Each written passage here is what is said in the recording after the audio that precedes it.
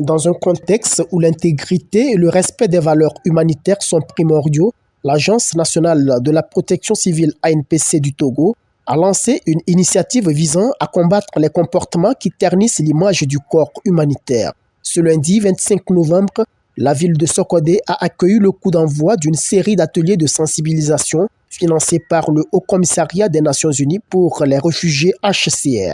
Ces ateliers, qui se dérouleront sur l'ensemble du territoire togolais, ont pour objectif de rappeler aux participants l'importance du respect du code de conduite en matière de protection contre le harcèlement, les abus et les exploitations sexuelles, ainsi que la corruption et la fraude.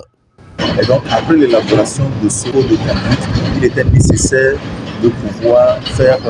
la diffusion de ce code dans toutes les régions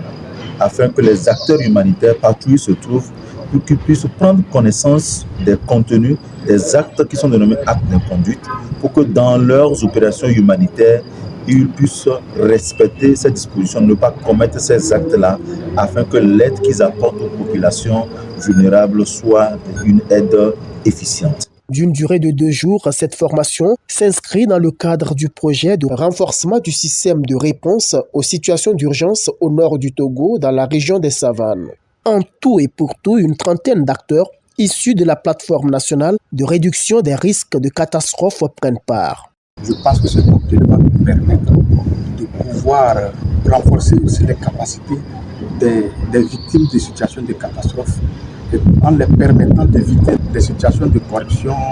les harcèlements et tout ce qui peut contribuer à renforcer la résilience des sinistrés en matière de gestion des catastrophes. À l'issue, ces participants, sélectionnés pour leur aptitude en matière de facilitation, auront la responsabilité de faire la restitution des connaissances acquises au sein de leurs structures respectives en vue d'une observation efficace des bonnes pratiques et des valeurs éthiques au sein des équipes humanitaires.